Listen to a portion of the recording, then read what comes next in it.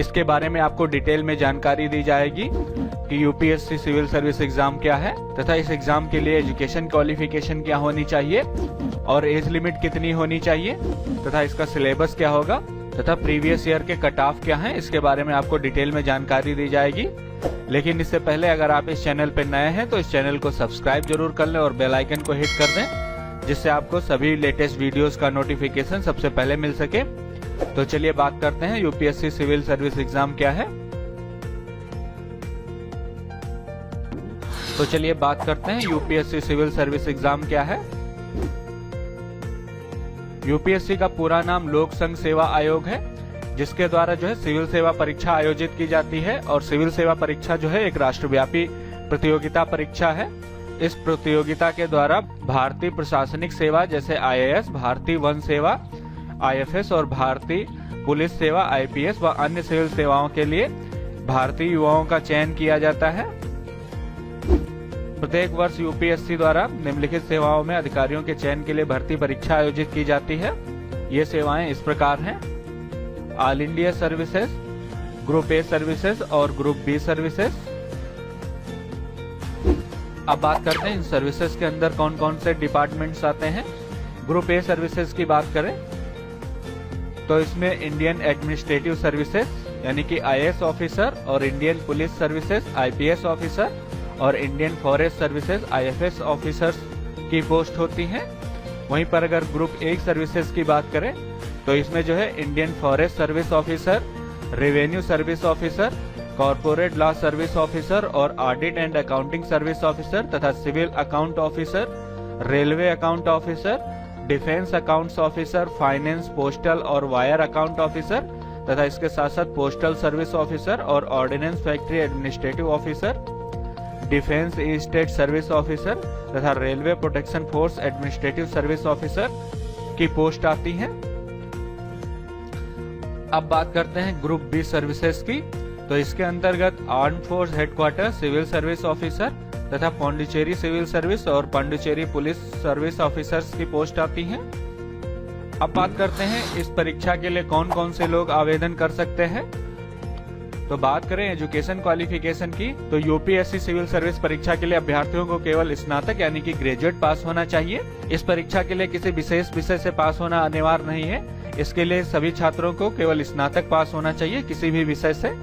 और इस परीक्षा में अपेयरिंग कैंडिडेट भी आवेदन कर सकते हैं, यानी कि जो अपने ग्रेजुएशन के लास्ट ईयर में है वो कैंडिडेट भी आवेदन कर सकते हैं। अब बात करते हैं यूपीएससी सिविल सर्विस एग्जाम में कितनी बार बैठ सकते हैं, यानी कि एक अभ्यर्थी कितनी परीक्षाएं दे सकता है। तो सामान्य कैटेगरी यानी कि जनरल कैंडिडेट 6 बार यूपीएससी सिविल सेवा परीक्षा दे सकते हैं। वहीं पर अन्य पिछड़ा वर्ग यानी कि ओबीसी छात्र 9 बार यूपीएससी सिविल सर्विस एग्जाम दे सकते हैं तथा अनुसूचित जाति और अनुसूचित जनजाति के उम्मीदवारों के लिए कोई भी नियम नहीं है। अब बात करते हैं नेशनलिटी की। तो अगर राष्ट्रीयता की बात करें तो भारतीय प्रशासनिक सेवा, भारतीय वन सेवा और भारतीय पुलिस सेवा के लिए आवेदन करने वाले छात्र जो है भारतीय नागरिक होने चाहिए तथा अन्य सभी सेवाओं जैसे भारत के नागरिक, नेपाल के नागरिक, भूटान के नागरिक तथा तिब्बत के शरणार्थी जो 1 जनवरी 1962 से पहले भारत में आए हैं आवेदन कर सकते हैं ग्रुप बी और ग्रुप ए की सेवाओं के लिए। आइए अब बात करते हैं एज लिमिट यानी कि आयु सीमा की। तो एज लिमिट के लिए न्यूनतम आयु 21 वर्ष निर्धारित की गई है और अधिकतम आयु 32 वर्ष होनी चाहिए, यानी 21 से 32 साल के बीच के उम्मीदवार इस परीक्षा के लिए आवेदन कर सकते हैं। वहीं पर अनुसूचित जाति और अनुसूचित जनजाति के छात्रों को आयु सीमा में 5 वर्ष की छूट दी जाएगी तथा अन्य पिछड़ा वर्ग यानी कि ओबीसी कैंडिडेट को आयु सीमा में 3 वर्ष की छूट दी जाती है। और इस सैन्य क्षेत्र में सेवाएं दे चुके उम्मीदवारों को, जिन लोगों ने भारतीय सेना में कम से कम 5 वर्ष या इससे अधिक सेवाएं दी हैं, उनको आयु सीमा में 5 वर्ष की छूट दी जाती है। अब बात करते हैं UPSC civil service exam pattern की।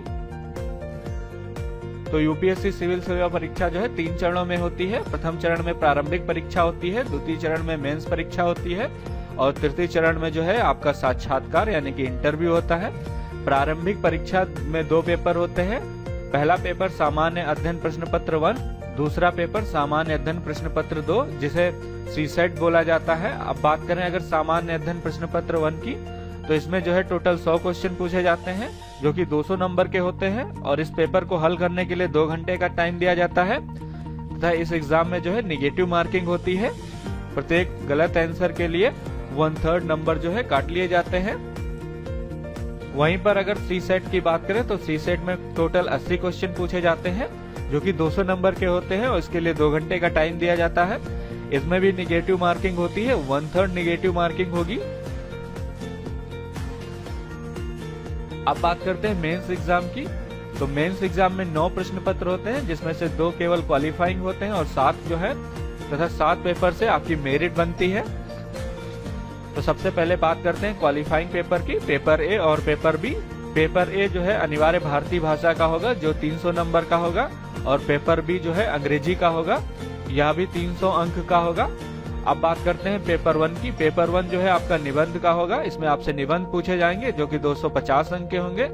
वहीं पेपर 2 जो है सामान्य अध्ययन 1, ये 250 अंक का होगा और पेपर 3 जो है सामान्य अध्ययन 2 जो कि 250 अंक का होगा। वहीं पर चौथा पेपर सामान्य अध्ययन 3 का होगा, ये भी 250 अंकों का होगा और 5वां पेपर सामान्य अध्ययन 4 होगा जो कि 250 अंक का होगा। इसके बाद छठा और 7वां पेपर जो है वैकल्पिक विषय होंगे। आपको वैकल्पिक विषय चुनने होंगे, यानी कि आप अपनी इच्छा के अनुसार कोई विषय चुन सकते हैं। ये दोनों पेपर 250 अंक के होंगे। जो उम्मीदवार मेंस क्वालिफाई कर लेंगे उनको साक्षात्कार यानी कि इंटरव्यू के लिए बुलाया जाएगा और इंटरव्यू के बाद जो है मेरिट लिस्ट बनाई जाएगी। उस मेरिट लिस्ट के आधार पर आप लोगों का सिलेक्शन किया जाएगा।